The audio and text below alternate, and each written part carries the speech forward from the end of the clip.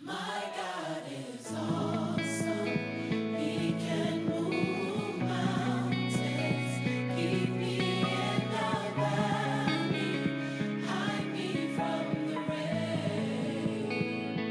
My God is awesome. Heals me when I'm broken, strength where I've been weak, and forever He will reign. Somebody lift your hands as we celebrate the greatness of our God. He's great and He's greatly to be praised. It's a little worship song that says this: our God is awesome. My God is awesome. He can move a mountain, keep me in the valley, hide me from the rain. Come on, our God is awesome. My God is awesome. He heals me when I'm broken. Heals me when I'm broken. Strength where I've been Strength where I've been weakened. Ever He will reign. Come on, if you believe it, lift your voice and sing. My God is awesome. Yeah, awesome. Oh, awesome. My God is awesome. Savior of the whole world, giver of salvation. By His stripes I am healed.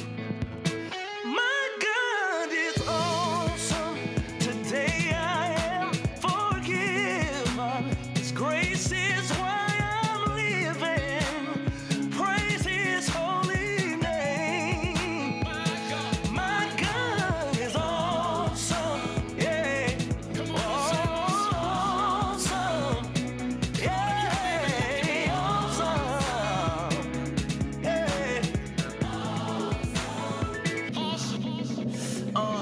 Our God is awesome, the world is full of iconic figures. The people praise Him, they stock us up at a high percentage. The giants in our eyes, the sky's the limit. The picture painted is larger than life, but God is bigger. Your God is greater. I weighed Him on the scale like Crocs and Gators. Found that only God can save us. And God is gracious, that's who we flock to. In the day of trouble, and when we blow it like hot food. The song's official, nobody's greater for Shawn Mitchell. You got it right with that song, it echoes the heart of scripture. Yeah, they wonder why we so serious. It's cause Jesus Christ is awesome, man, period. Okay, my Jesus, the Son, Christ, the King of Kings, and He's God on earth. My Messiah, born and raised to give us all a second birth. And from heaven He came down to free all that were bound. Oh God, the 4 and 20 fell down, casting down their crowns, saying, Thou art worthy, Lord, to receive glory, honor, and power. So every man, woman, boy, and girl, let's make this declaration around the world. He's mighty. He's mighty. He's mighty. He's mighty. Awesome.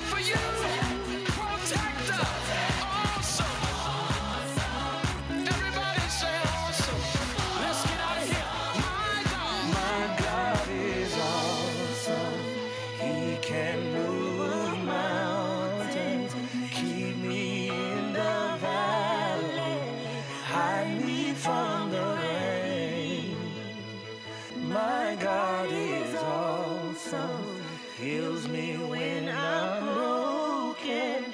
Strength where I've been weak. And praise His holy name.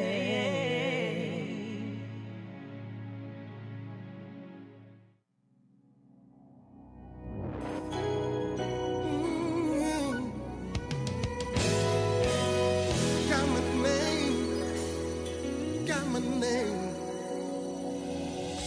There's a blessing just for me, prepared just for me, yeah. I decree and I declare it by faith. It's got my name on it. You say, There's a blessing just for me. It's prepared just for me.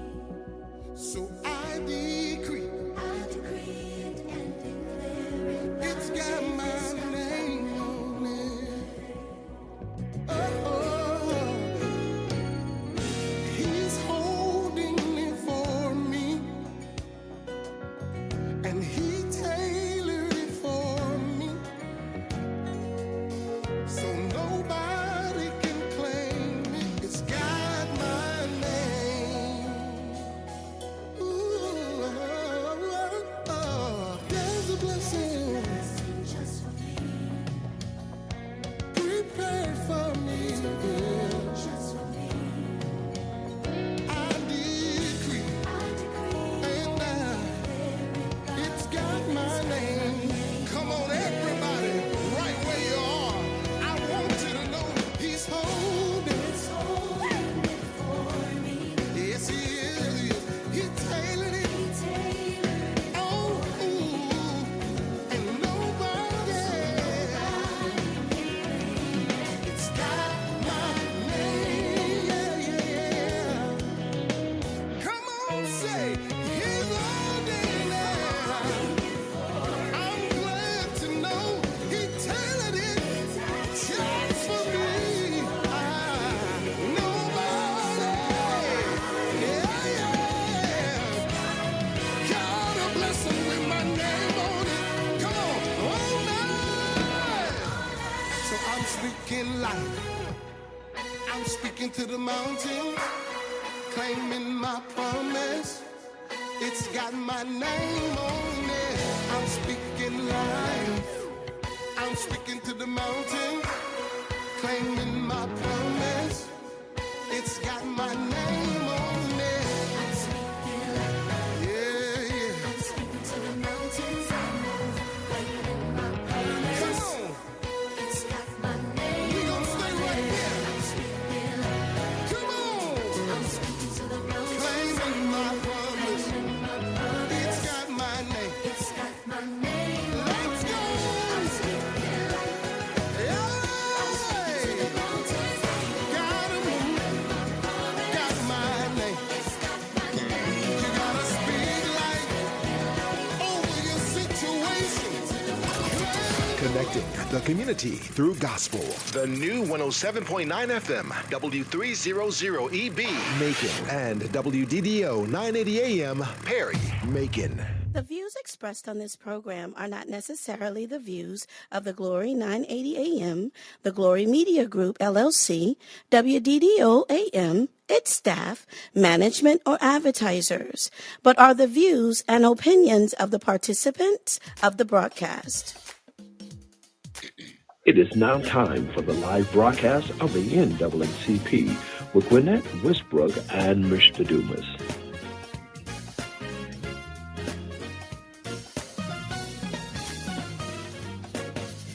And good evening and welcome to another segment of the NAACP Truth Show. I'm Willie Dumas, your host. We'll be joined later by President Westbrooks. I hope you're having a great evening this evening. I hope you had a great weekend. And, of course, we're enjoying this beautiful weather, fall weather we got a little bit in the latter part of the week. Today, it seems we're back in summer.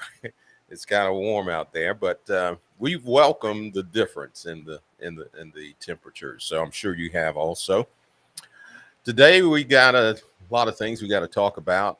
One thing in particular I want to go ahead and mention to our listening audience is that we will be celebrating our 51st anniversary Earl T. Shinholster Freedom Fund Awards Banquet, which will be held at Union Baptist Church, and that will be held October 21st at 6 o'clock p.m. And we look to see you, and we'd like for you to check with us and get your tickets. The tickets are $50. That's our major fundraiser for the year. And we hope that you will support the efforts of the NAACP and that we keep our feet to the fire in our community to make certain that discrimination takes a back seat. And so you can be a part of helping us simply by supporting us or purchasing an ad. We have various ads for our booklet. As a matter of fact, I'm going to talk a little bit about our banquet. Many of you may have never attended the Freedom Fund banquet, and you may wonder why they call it the Earl T. Shinholster Freedom Fund Banquet. That's in memory of Mr. Earl T. Shinholster, and I want to give you a little bit of information about Mr. Shinholster. The late Earl T. Shinholster was born and reared in Savannah, Georgia, which is just down the way. His parents taught him the importance of godliness, education, and treating all people with respect. As a teenager, Earl was fun-loving, but often was deeply concerned with serious issues. This motivated him to strive to find a means to correct the social inequities he observed growing up in the racist South. At the age of 13, he began an active member of the NAACP Youth Council, where he was mentored by S.W. Law. Earl's early diligence and passion for civil rights were evident by his youthful energy as he folded envelopes as a part of its duty of helping the NAACP. And he participated in sit-ins. His youthful energy was evident in that he would choose his own style and way of life. His refusal to be anyone other than who God created him to be is the quality that endeared him to so many people. Earl graduated from S.S. Tompkins High School in 1968. He earned a Bachelor of Arts degree in political science in 1972 from Morehouse College. He furthered his studies at Cleveland State University College of Law. While in Cleveland, Earl was an assistant to the NAACP branch executive secretary. He was later promoted to director of the NAACP Project Rebound, a service center that provides social service support programs for release offenders. Earl was active in service to the National Association of the Advancement of Colored People for more than 30 years. He worked diligently to uphold justice and high standards of civil and human rights and education. The following are a few of his many accomplishments. He served as an activist of voters' rights at state, national, and international levels. He served as director and chief executive officer of the NAACP, and he served from 1995 to 1996.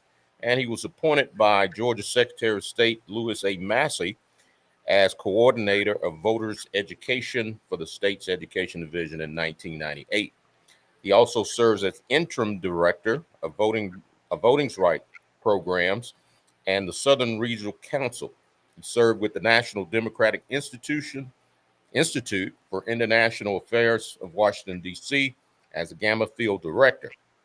Monitored and observed the election process in South Africa and Nigeria. He also served in the administration of Governor George Busby from 1975 to 1978. While attending Morehouse, Earl met Ruby Dallas. He and Ruby were married in 1975. To his union, he had one son, Michael Omar, and Earl left a legacy worth of emulating. We will fondly remember him as one who fought for the rights of people of color and the protection of human rights for all citizens of the world. And in appreciation and honor of this great contribution to civil rights struggle was made by Earl T. Shinholster. The Macon branch of NAACP has named our annual banquet after him. And so that's the story of the Freedom Fund banquet, the Earl T. Shinholster Freedom Fund banquet. That will be held October 21st, 6 o'clock at the Union Baptist Church. And we look to see you there to support this great organization that's fighting for you and fighting for your rights. And we'd love to have you to come and celebrate with us. A lot of the awards that we present, one of the awards we present is the Community Service Award. And we also have a Communications Service Award. We have a Church Community Service Award. And we also have the John D. Thomas Education Award, the Harvey Lee Hollenshed Music Award, the Honorable Thomas M. Jackson Youth Service Award, and the Macon Bibb NAACP Youth Service Award, along with the Thomas Mosley Veterans Award, and of course, our Presidential Award. And so these great rewards go out to people who are in the community during the service and doing the work that the NAACP supports throughout the year. And we certainly hope that you will come out and join with us. I see a correction on the time. It's going to begin at 5 o'clock, so it's going to be a little earlier. It's going to start at 5 o'clock. Of course, Union Baptist Church is located at 1137 Kitchen Street, and the tickets, of course, is just $50. And so you got ample time to get your monies together and come out and support this great organization, the NAACP. We have been busy out here trying to get people registered. On last week, of course, was National Registration Day. And so we were here at the radio station here at WDDO, where we were signing people up and getting them registered, checking their status, because you do know that over 3,000 local voters were purged from the rolls here in Macon. And so you need to check your status to make sure that you're still eligible to vote during this election cycle. You don't want to wait until it's time to vote and then find out that you're not eligible to vote because you're not registered. So it's very important, particularly that we do our part to check to see our status, to make sure that we're registered to vote. Now, I want to give you the site that you can go to. We gave out last week that site that you can check to see and to make certain that you're registered to vote. And that site is mvp.sos.ga.gov.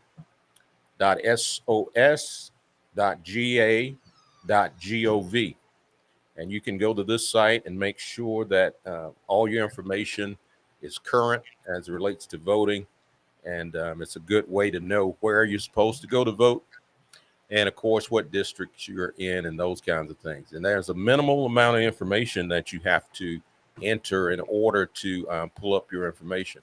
And it's real simple. And right there in a few minutes, you're able to find out your status. Good evening, President Westbrooks. Good evening, everyone. Glad to see you. Hope you've had a good day today. I have, just busy as ever. Absolutely. That's one of the things we can't seem to get away from, being busy. And so today we want to talk a little bit and focus on the Bibb County jail system and some of the issues that are happening with the jail and how soon it will be before we get a new jail. Will we get a? That's not going to happen soon. Will we get a new jail? So I want to first ask: did you get a chance to announce about the Freedom Fund banquet? I did. I did. So will you all please, tickets are $50.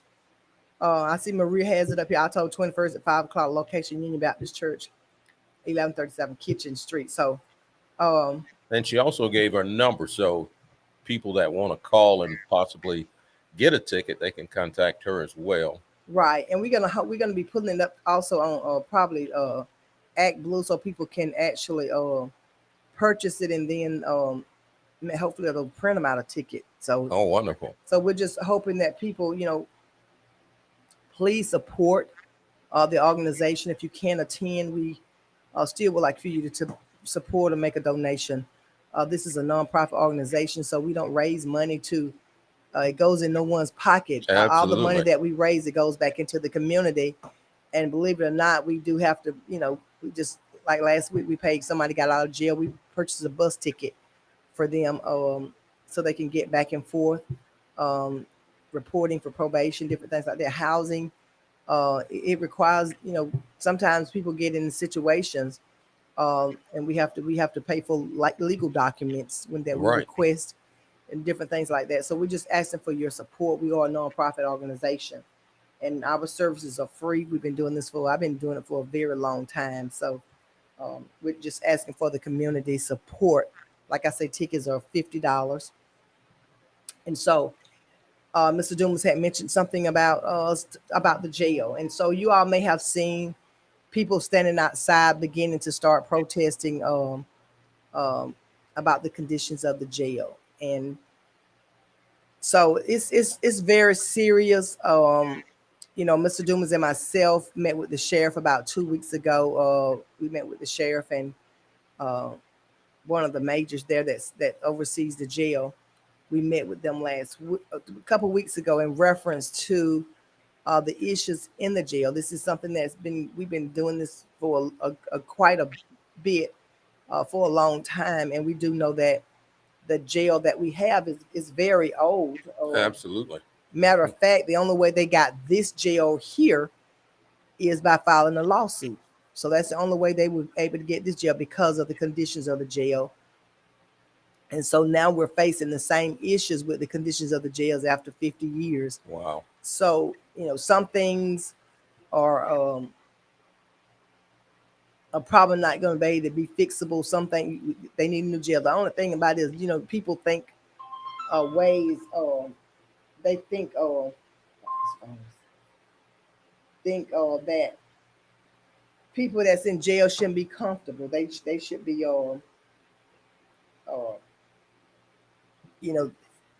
They don't. they're not supposed to be living like they're at home, so they're not really worried about it. We do know that the grand jury and the district attorney actually do a walkthrough through the jail. And so I know there were some findings, but people are there are several things that have been brought to our attention, which we have also addressed with the sheriff department. And I want people to understand some things that are going on I understand the conditions of the jail, because even though people are incarcerated and allegedly broke the law, they still should be housed in a facility that's where you don't have rodents, where you don't have roaches and rats and Absolutely. things like that. And the toilets working, Running water. things like that. Those are things that's a necessity, and those things should be fixed. Now, when we spoke to the sheriff department, some of the issues that they described to us that the inmates are stopping the toilets up, and in which it may be true. I can believe that, but at the same time, not everybody is doing that. Correct. So I just think some things they're just not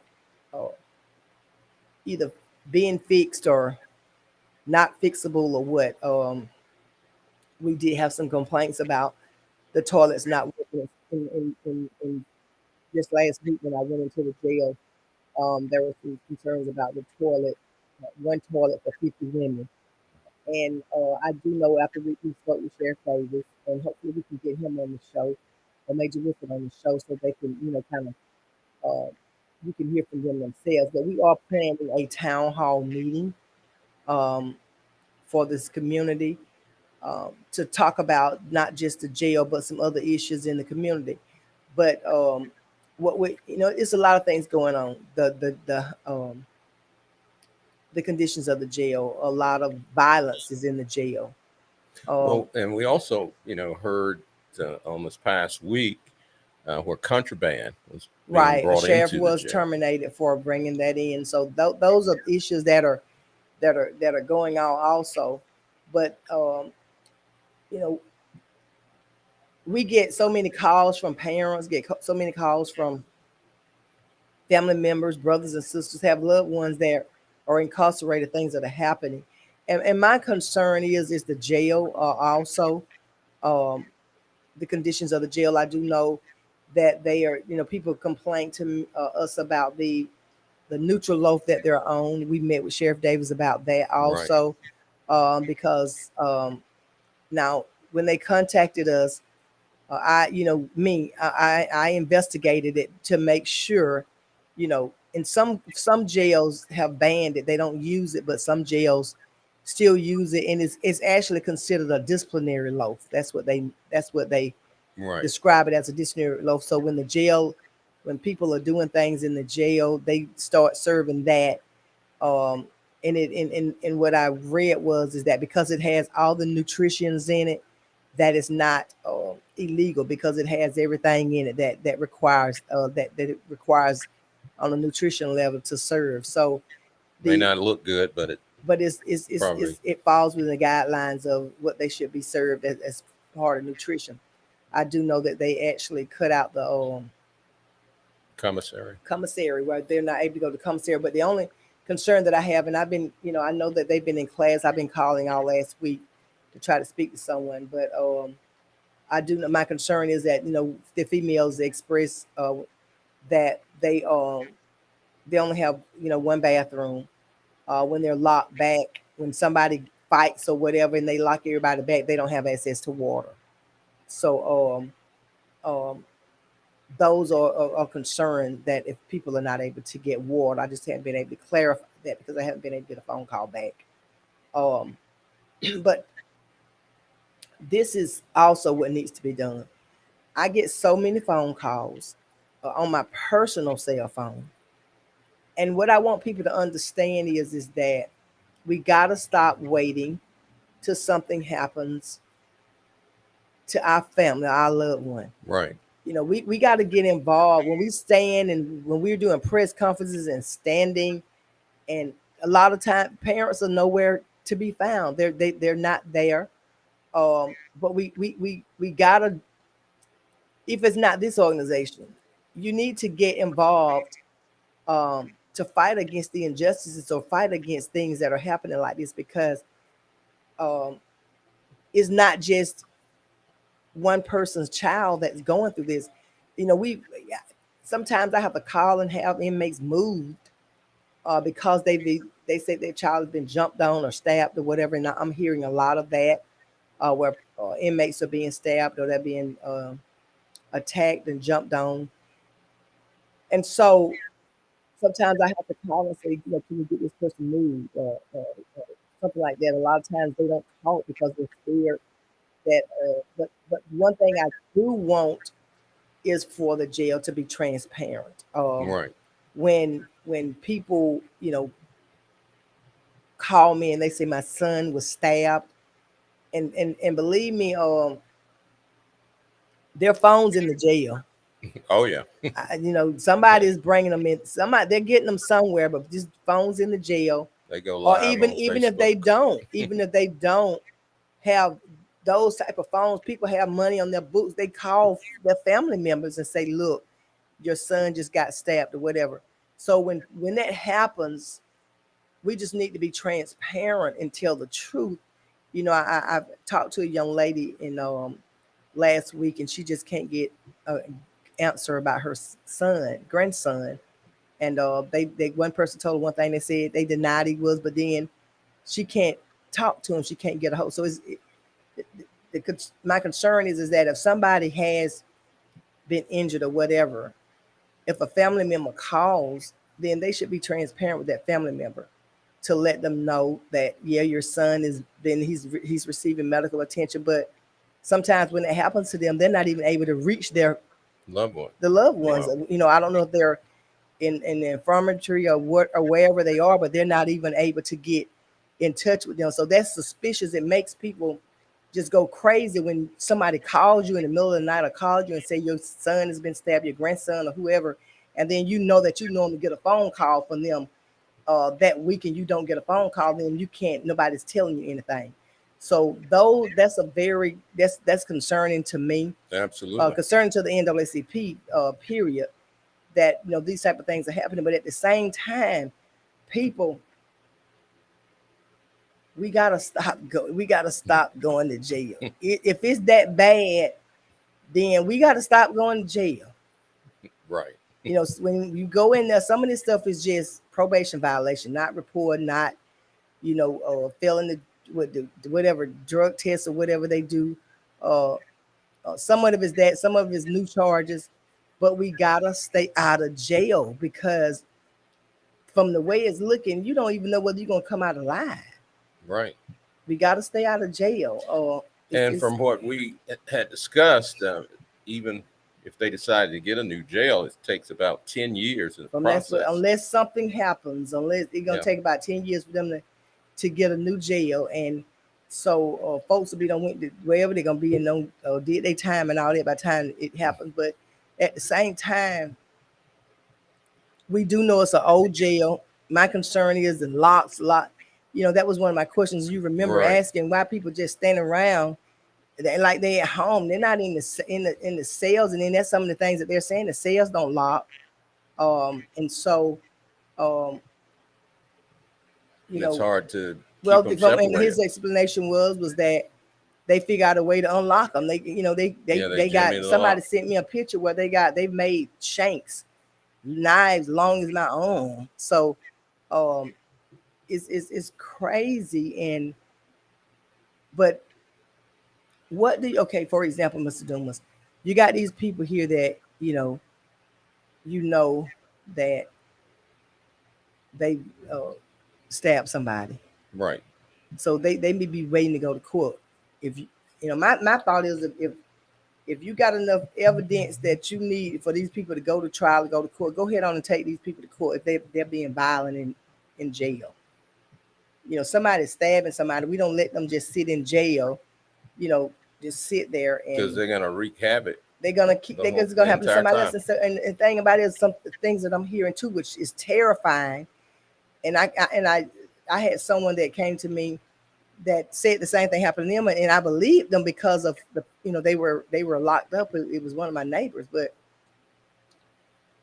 people are being threatened that they're gonna die if they don't come up with $200 or $300. So they're exploiting money out of inmates, having their family members put money on their books in order to stay alive. Or if you don't get it, we're gonna, they end up getting stabbed, or if they don't come up with the money. So a lot of times with that too, Mr. Dooms, a lot of times I can remember calling a few Saturdays ago. A parent called me, and but a lot of times they don't want to tell who's threatening, because they just, they say I'm not a snitch, or they don't want to tell who it is, or afraid that something else would happen if they tell who it is. Right. So you kind of put in a situation where you just actually had a person move. And I can understand that. I've never been locked up, so excuse me, never been arrested. So you can't say, well, if you want help, you should do. You can't do that, because you have to put yourself in that person's place. Exactly. And a lot of it can be people retaliate when they know, and particularly within jails, within the confines of jails, information travels quite easily. Yeah. And so we just gotta, as a community, we gotta come together. We gotta stop waiting till something happens to your family, because the same time it's happening to somebody in your family, it's happening to other people's family that's incarcerated. And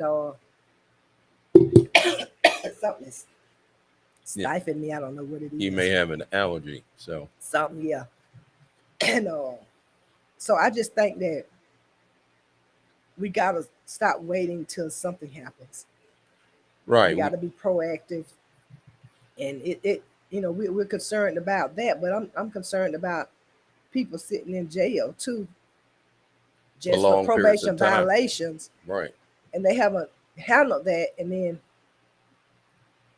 that's something that going into the jail, I've been able to, been able to help people get their attorney where they could, they said they didn't even know they was incarcerated or whatever, being able to help them make sure that we get in touch with their attorney so their attorney can go ahead on and do what they need to do. Some people are just enough of, failure to appear. They're sitting in jail 2, 3, 4 weeks. Right. So. And it's like, a lot of times it's like the jail system is not in a hurry. Of course, people want, the jail is just the place that they, they house them. Right. So it's the judicial system that we need to be looking at why these people. And some of the things, you got people that are on probation, and I can remember someone telling me that they were on probation and they got a traffic ticket in another city, and they brought that person all the way back to Macon because it was a violation of probation because they got a ticket. This is nonsense. This is crazy. Wow. So we're going to sit them down here, hold them, make them lose their job because they got a speeding ticket and they're on probation. It's not making sense. So that's the way Bibb County do it. So what we're going to do is we're going to, do some research and talk to some other counties to see how maybe we need to, see how they're doing things, and maybe we need to bring that to Bibb County because people shouldn't be sitting. People have been sitting in jail a long time, 2, 3 years, and some of this stuff. D.A. Howard, when she came in, was already there. Right. So she's having to deal with that with these people that's been incarcerated for a while, and so it's don't know why, but a lot of I can see that a lot of people's rights are being violated. Absolutely. And the thing about it is, Mr. Dumas, when they got attorneys, they call it NAACP. We have to step back when they got attorneys. Exactly. Yeah. So. Well, we're running out of time, but certainly we hope that you've enjoyed the show. We do want you to get a ticket for our Freedom Fund banquet, and we're looking at trying to have someone here probably next week, hopefully, from the health department, so they can talk about the different services that they provide for the community that they're not aware of. Absolutely. So until next week, I hope you have a great evening. Take care.